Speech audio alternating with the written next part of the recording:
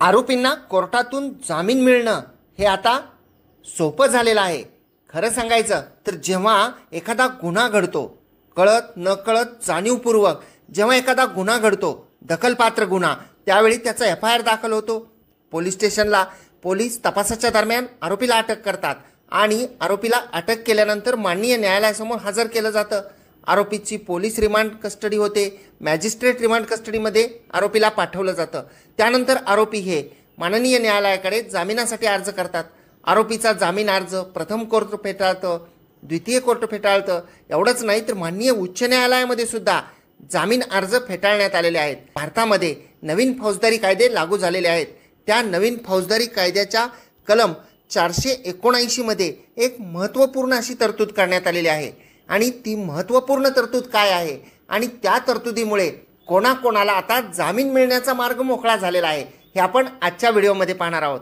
भारतीय नागरिक सुरक्षा संहितेचे कलम 479 प्रमाणे असे गुन्हे ज्या गुन्ह्याला जन्मठेप किंवा फाशीची शिक्षा नाही, म्हणजे ज्या असे गुन्हे आरोपीने केलेले आहेत, ज्या गुन्ह्याचा FIR त्या आरोपींवर आहे, त्या कलमांना फाशी किंवा जन्मठेपेची शिक्षा नाही।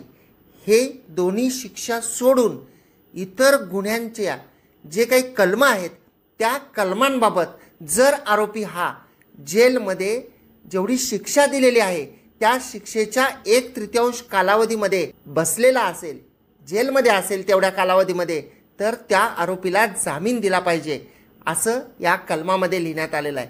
म्हणजे आपण उदाहरण पाहूया। जर का एखाद्या गुन्ह्यासाठी 1 वर्षाची शिक्षा आहे, एखाद्या गुन्ह्यासाठी 2 वर्षाची शिक्षा आहे आणि त्या शिक्षेचा 1/3 भाग जो आहे म्हणजे 1/3 दिवस जर का आरोपी हा जेलमध्ये असेल तर त्या आरोपीला जामीन दिला पाहिजे अशी तरतूद या कलमामध्ये आहे। आणि एवढंच नाही तर आणि याबाबत माननीय सर्वोच्च न्यायालयाने एक महत्त्वपूर्ण निर्णय दिलेला आहे।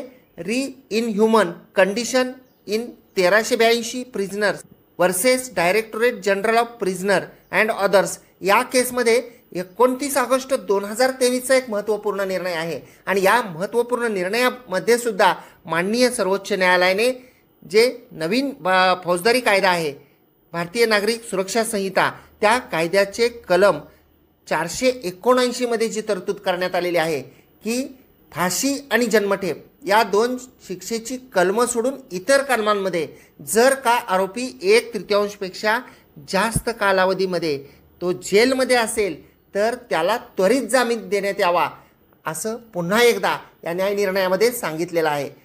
म्हणून जे का आरोपी असतील, जेलमध्ये असतील, ज्यांचे जामीन अर्ज फेटाळलेले असतील आणि त्यांच्यावर जे गुन्हे आहेत तर त्या गुन्ह्याबाबत, त्या गुन्ह्याला जेवढी शिक्षा आहे तर त्या शिक्षेच्या 1/3 कालावधीपासून किंवा त्याच्यापेक्षा जास्त जर आरोपी जेलमध्ये असतील तर आपण या कलमाखाली आणि या सर्वोच्च न्यायालयाचा न्याय निर्णयाचा आधार देऊन आपण जामिनासाठी अर्ज करू शकता आणि त्या आरोपीला निश्चितपणे जामीन मिळू शकतो।